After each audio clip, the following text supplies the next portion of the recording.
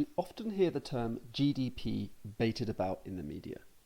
It stands for Gross Domestic Product, and it's a measure of the total output of an economy.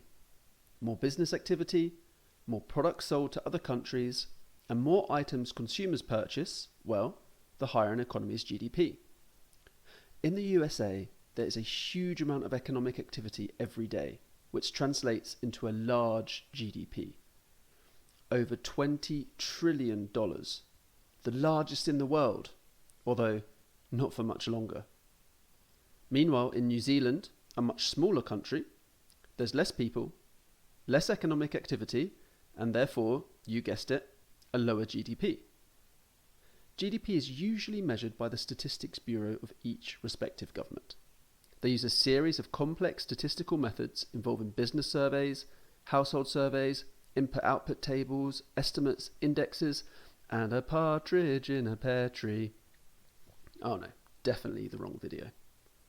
Of course, the issue of GDP is highly political, and unless the government officials responsible for measuring it do so independently and transparently, there may be scope for massaging the figures to paint a more positive economic picture. Are you bored yet? Well, stay with us because things are about to get lit.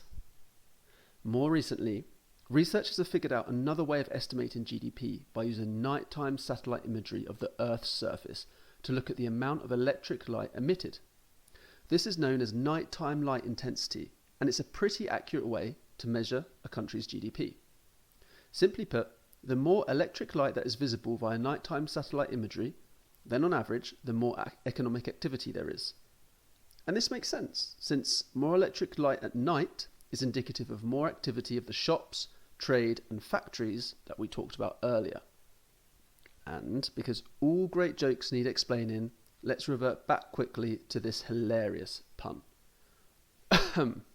Anyway, the bottom line is that because nighttime light intensity can be used as a proxy for measurements of GDP, as a country's GDP increases, we can expect the nighttime light intensity that we see via satellite imagery to increase as well. And this pattern holds true for democratic countries. For example, going back to our earlier example, not only does nighttime light intensity show the US to be brighter than New Zealand, but imagery of the US itself is more bright than it was 20 years ago, since the economy has grown. However, for autocratic governments, the official government published figures for GDP are often far greater than what would be expected when looking at their nighttime light imagery. That is to say, given the level of GDP that they claim to have, there is far less light activity than we would expect. The relationship between GDP and nighttime light intensity has broken down.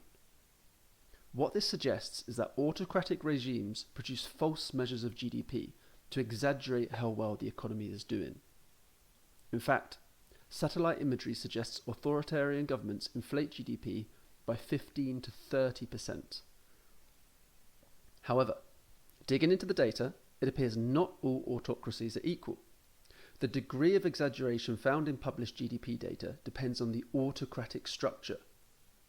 A civilian dictatorship, which relies on coercion, corruption, fake elections, has a greater incentive to exaggerate the economic performance and win over the general public.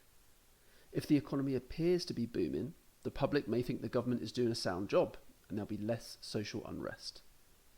Meanwhile, a military dictatorship, which can use brute force to remain in power, is less motivated to exaggerate GDP figures because they don't need to win over the support of the public. Although this sounds somewhat perverse, we may therefore expect the official GDP figures of military dictatorships to be less exaggerated and more accurate than those of civilian dictatorships. You've been listening to another one of our Easy Insight shorts. Stay tuned for next week.